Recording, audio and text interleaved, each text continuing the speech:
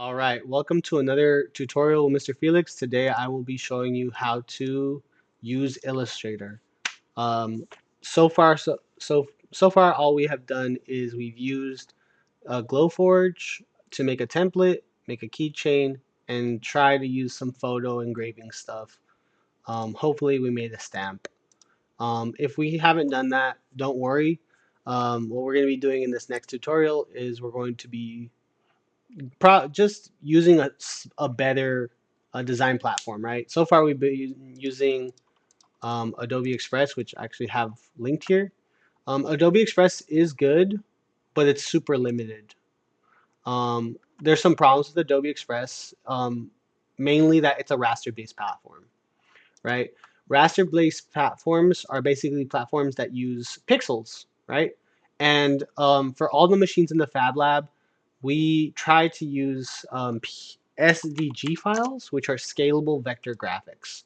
Scalable vector graphics are more simple, yeah, for the most part. However, they are infinitely scalable, right? So if I want to make a 1 inch logo, it's 1 inch. And if I blow that up to the size of a building, it will not lose any quality and it won't look pixelated, right? The other added benefit to SVG graphics is that because SVGs are actually math equations, all the machines in the Fab Lab, the CNC machine, the vinyl plotter, the Glowforge, the 3D printers, and the what do you call them? The screen printing machines. They all work with SVGs, and they're all almost seamless, right? So today we're going to be exploring Adobe Illustrator, right? Here are your files. I highly suggest once you make something that you save it to the cloud, right? I have all of my designs here that I've done with students and by myself, right? And they're all saved here because I make them cloud-based documents, right? Then I don't have to worry about which machine I'm using, what computer I'm at. If I save it as a cloud-based document, it's gonna save each time, right? For this first assignment, we're going to be making just a keychain. So we're going to and learning the toolbar and the properties panel, right? Those are the two big things I want you to learn today. So we're going to go to new file. And when you click new file, this is the same thing as Adobe Express. When I click new file here, it asks me what size. Um, on Adobe Illustrator, you could choose a custom size. The custom sizes I have are 19.5 by 11, which is like the exact size of the Glowforge. This is awesome when you have a bunch of designs and you're ready to just print once. You can have all your designs there and then just click print and like 30 designs will come out. But since we're only designing one keychain, let's stick to custom 3.9 by 4. This is actually supposed to be 4 by 4, but I don't know what it did. 4 by 4, and we're gonna name it keychain one, keychain one, because we'll probably make a couple iterations. Um, Now that I have my keychain, we don't have to change anything on here, and we can just click create.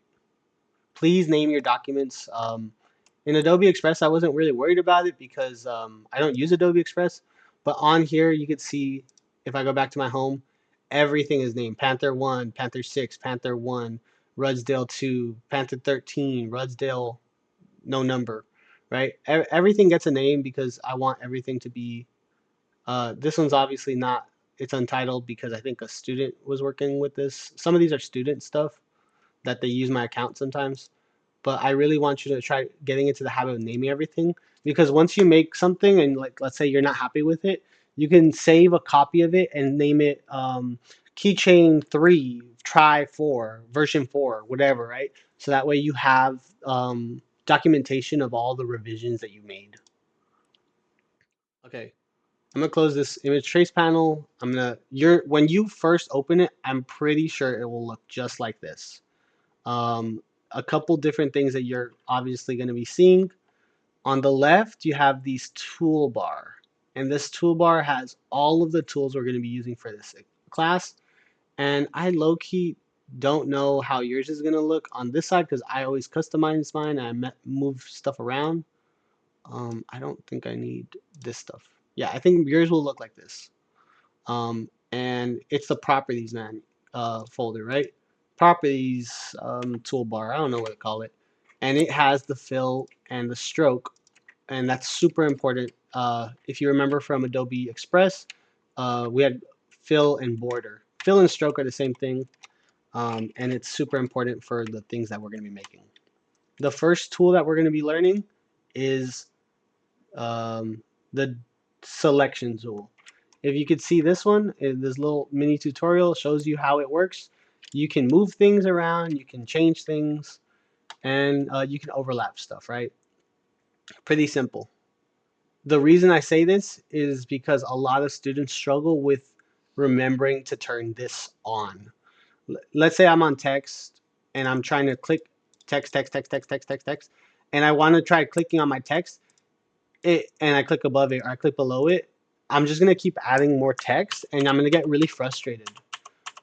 When you are moving stuff around, make sure that like once you click text and you're happy with like your text box or whatever or your text, click on the selection tool so that you can actually move it around.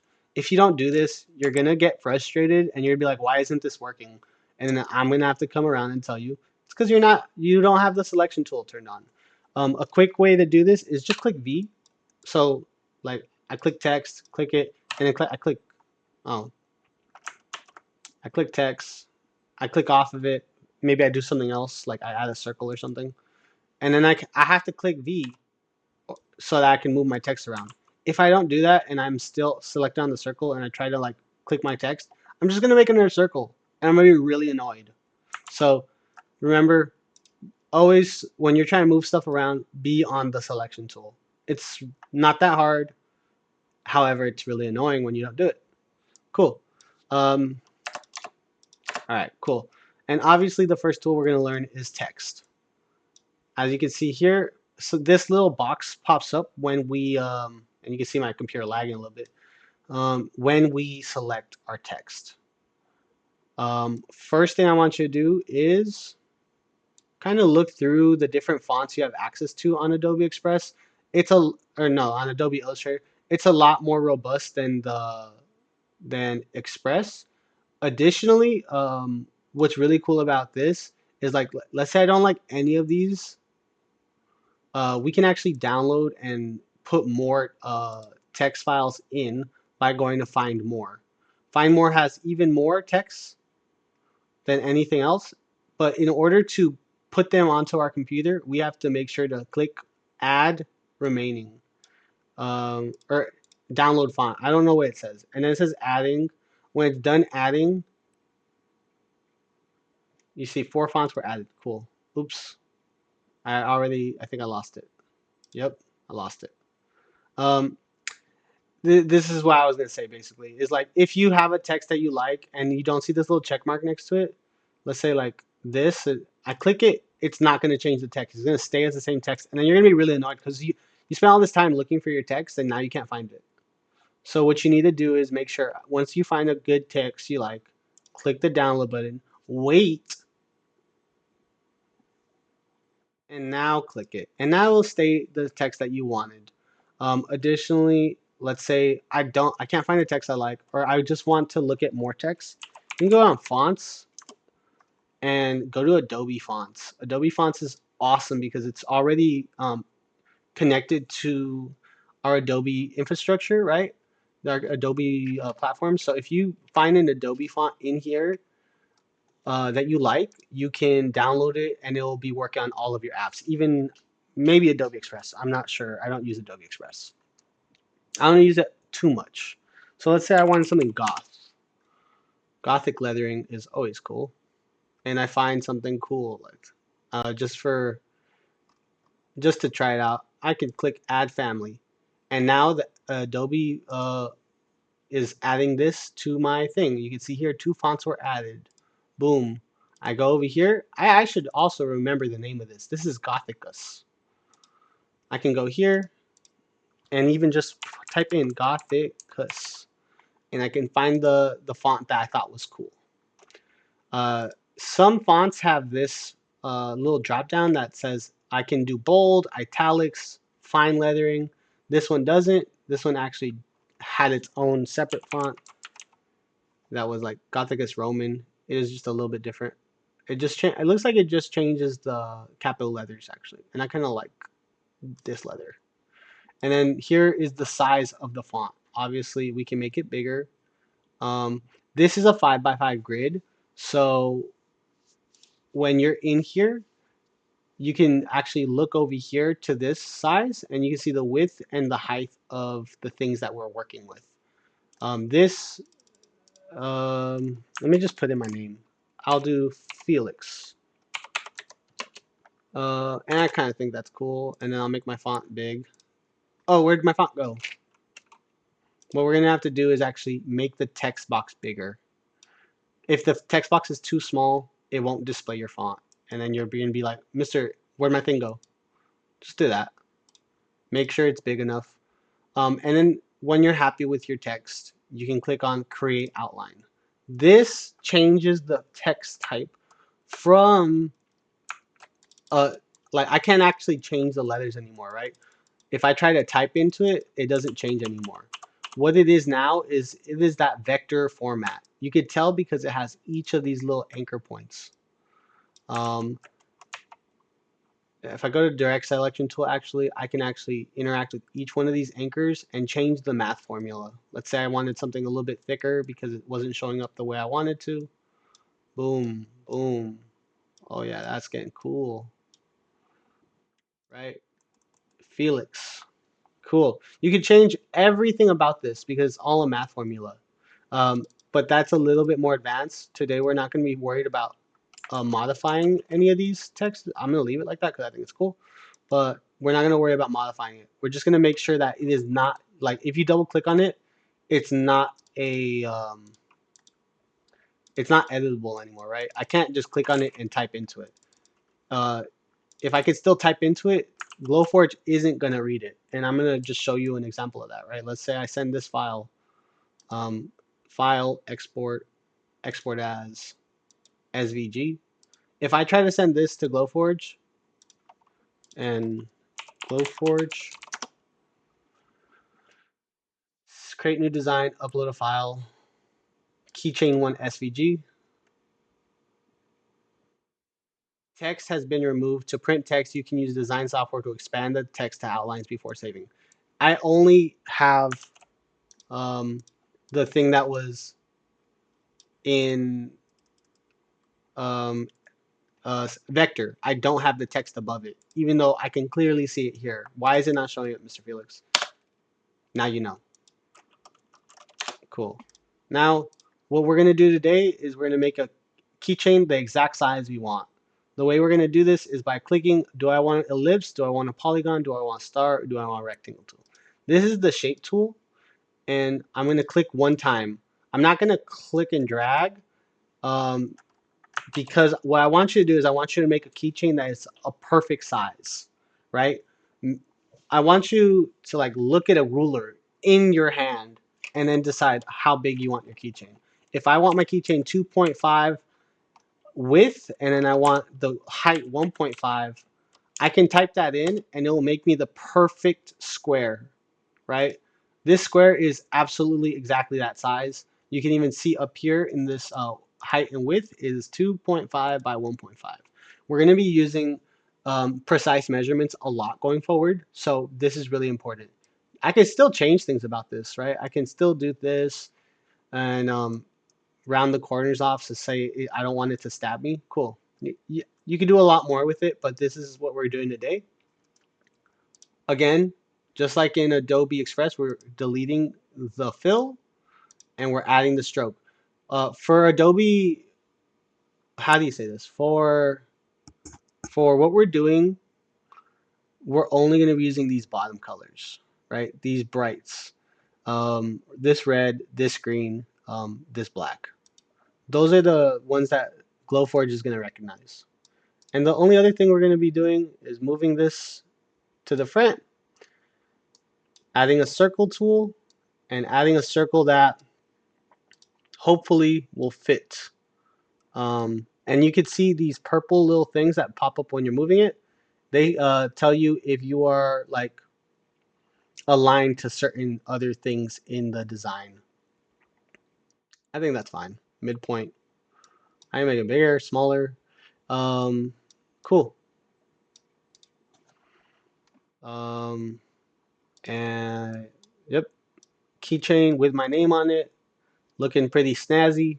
File, save as. No, when we send things to the Glowforge, I want you to practice this. File, export, export as, and it'll be in PDF. Now that we're in now that we are using Illustrator, we're no longer using PDF. PDF is for printable document files, but we're not really printing this. What we're actually doing is we're sending it with the math equations of SVG. So SVG is the one we're going to be doing, and we're going to be keychain 2. I'm going to save it over this one because that one is the one I just showed you that didn't work. And we will click OK, and it will download. Now it's ready. I'll go into the Glowforge platform, upload a file, keychain 1. Delete that. And you can see here, my design shows up, and it has cut and it has engrave. So I know it's going to come out the way I think it is. When you're ready to print it, click print. Please copy and paste so you get 2 of them, one for me and one for you. This assignment is really flexible too. If you don't want to make a keychain, let's say like, Mr. I don't even have keys. Well, take off that circle, move this over here, and we can put a magnet on the back of it so you can put it on your fridge or something, right? You can make a keychain for your dad, for your mom, for your cousin, for your brother, for your primo. You can put your gamer tag on here. You can get creative with it, right? I want you to try using different style text, right? I want you to try changing the font, changing the size, messing around with it, right? If it doesn't change, it's because you don't have it highlighted. Like this one's pretty cool too. Fab Lab, cool. And now I can move around. When I'm ready for it, I'll create the outlines, and then I will add my thing around it so that way it comes out the way I think it's going to come out.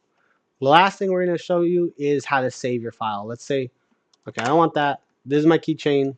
Cool. I want it like this.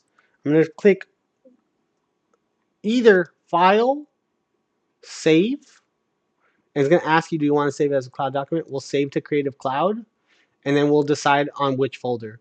Or you just might save it. You don't have folders, actually. Not yet. You can make a folder if you want a new folder and book class or something. And now you have a folder and you can save it in here. Now it's just saved onto the cloud, right? You can use any computer that you have that has Illustrator, and you can go to that computer and try it out. If you have any other questions, please ask the people around you. Please ask your classmates. You know, we're a learning community. We're all growing together. So, you know, give it a shot. This assignment is not too complicated, but that's because we're using an entirely new platform. So I don't expect you to master it on your first try. So thanks for listening. Thanks for coming around with me. Let me know if you have any questions, and have fun.